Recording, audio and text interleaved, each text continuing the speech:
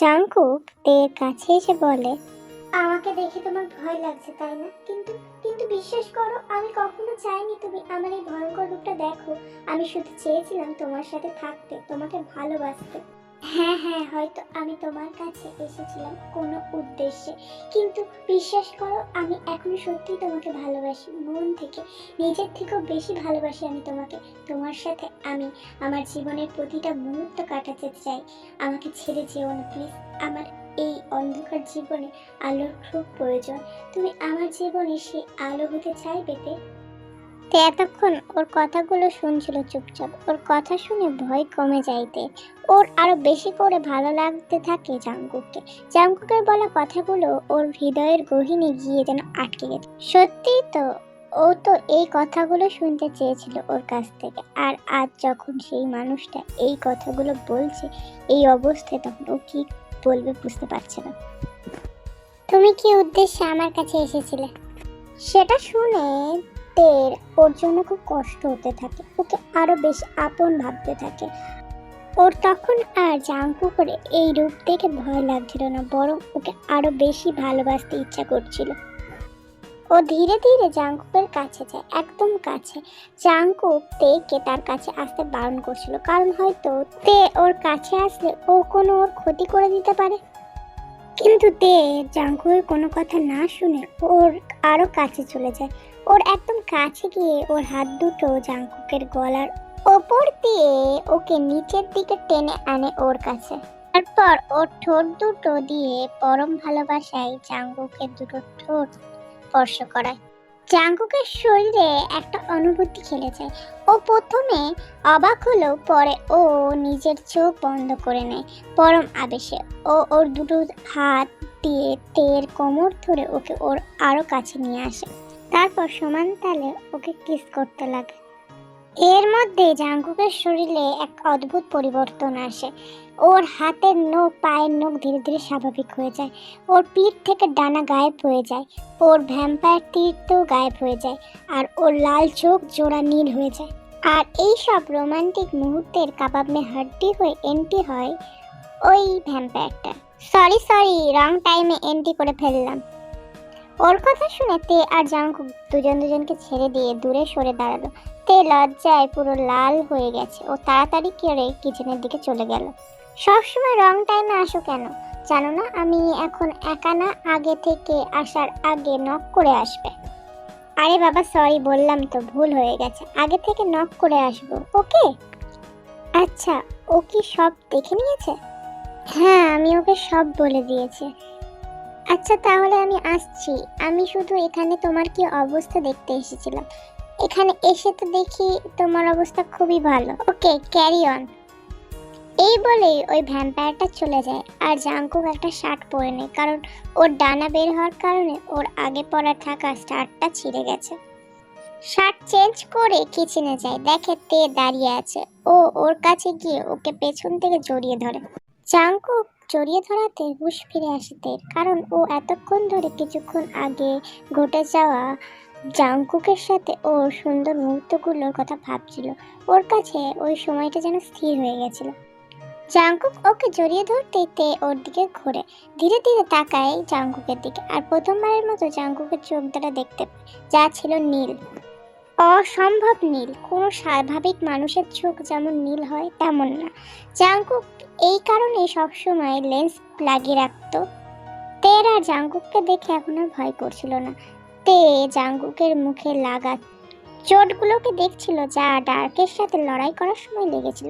ও জাংকুকের হাতটা ধরে ওকে নিয়ে সোফায় বসে। ফার্স্ট এড বক্স এনে পরম যত্নে জাংকুকের মুখে লেগে থাকা চোটগুলোতে মেডিসিন লাগাতে থাকে, আর শুধু এক দৃষ্টিতে ওকে দেখতে থাকে। ও ভাবে আজ আরেকটু দেরি হয়ে গেলে হয়তো ও তেকে চিরদিনের জন্য হারিয়ে ফেলতো। হঠাৎ তে ওর ভাবনায় ব্যাঘাত ঘটিয়ে ওকে ওর উপর আক্রমণ করা ভ্যাম্পায়ার মানে ডার্ক আর ওর বন্ধুর কথা জিজ্ঞেস করে। জাংকুক ওর অতীতের সমস্ত কথাকে খুলে বলে, কি করে ডার্ক ওর পরিবার, রাজ্য, ওর বন্ধুদের মেরে ফেলেছিল, আর কিভাবে ওই ভ্যাম্পায়ারটা ওকে বাঁচিয়েছিল। তুমি এতগুলো বছর একা একা থেকেছো, তোমার কষ্ট হয়নি? হয়েছে তো, তবে এখন আর নয়, কারণ আমার এই একাকিত্বের জীবনে এখন তুমি চলে এসেছো। আচ্ছা তে, বোগাম তোমাকে ছাড়তে আসেনি কেন? আমি তো তোমাকে বলে দিয়েছিলাম না যে ও যেন তোমাকে বাড়ি পর্যন্ত ছেড়ে দেয়। আজ ও এরকম করলো, তোমাকে একা না ছাড়লে এমনটা হতো না। আমি ওকে ছাড়বো না। দেখো, আমার তো কিছু হয়নি জাঙ্কুক, আমি তো ঠিক আছি। তাছাড়া আমি বোগামদাকে বলিনি আমাকে বাড়ি পর্যন্ত ছেড়ে দিতে। কিন্তু কেন? তারপর তে ওকে সবটা বলল কেন ও বোগামকে বাড়ি পর্যন্ত ছেড়ে দিতে বলেনি। কি, ও তোমাকে আমার থেকে দূরে নিতে চেয়েছিল? তোমাকে প্রপোজ করলো, তাও আবার আমার আগে? কিন্তু সে যাই হোক না কেন, তুমি শুধু আমার, খবরটা যদি অন্য কারোর দিকে তাকিয়েছো। ঠিক আছে যাও, আমি শুধু তোমার। তে অফিসে নিজের সিটে গিয়ে বসে। ও লক্ষ্য করে বোগামের সিটে আজ কেউ নেই, ওর জিনিসপত্রও নেই। তে খুব অবাক হয় আর জিমিনকে জিজ্ঞেস করে, বোগামদা কোথায় রে? জানি না কেন, অফিসে এসে শুনি বোগামদা রিজাইন দিয়ে দিয়েছে। কি বলছিস এসব তুই? মনে মনে নিজেকে দোষ দিতে থাকে। ওর মন খারাপ করে ওর সিটে বসতে লক্ষ্য করে টেবিলের ওপর রাখা ছোট্ট টপটির নিচে একটা চিঠি। তে সেটা হাতে নিয়ে পড়তে আরম্ভ করে। চিঠিটা ছিল বোগামের।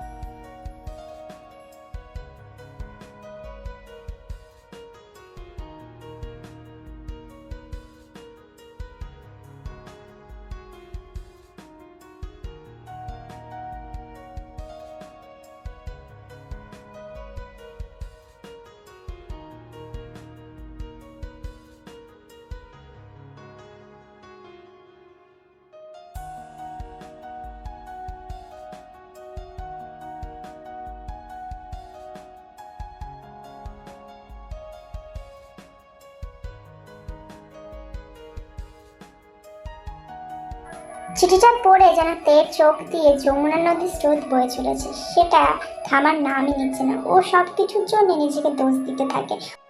ওকে কাঁদতে দেখে জিমিন ওর কাছ থেকে চিঠিটা নিয়ে পড়তে শুরু করে।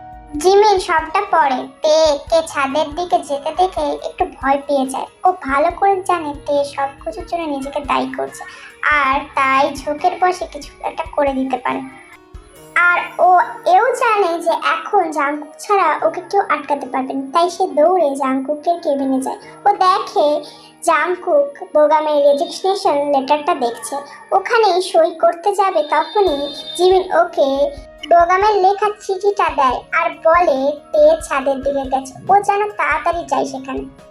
আর জাংকুক চিঠিটা পড়া মাত্র বুঝে যায় তে সবকিছুর জন্য নিজেকে দায়ী মনে করছে। গিল্টি ফিল করার কারণে কিছু একটা করে না ফেলে। তাই ও 1 মিনিট দেরি না করে ওকে এভাবে দৌড়ে যেতে দেখে বাকি এমপ্লয়াররা একটু অবাক আর কৌতূহলী হয়ে পড়ে। আর জিমিনের বারণ করা সত্ত্বেও দুইজন ছাদে চলে যায় উকি মারতে। তে ছাদের একদম কিনারায় দাঁড়িয়ে আছে, চোখ দিয়ে তখনও জল পড়ছে। ও ওর চোখের জল গাল বেয়ে পড়তে থাকে নিচে। ও একটু ঝুঁকে নিচের দিকে তাকিয়ে নিচের দিকে পড়তে থাকা জলগুলো দেখছিল। জোরে একটা চিৎকার করে দৌড়ে ওর কাছে যায় আর তে ওর দিকে ঘুরতে জাঙ্কুক ছুটে এসে ওকে শক্ত করে জড়িয়ে ধরে।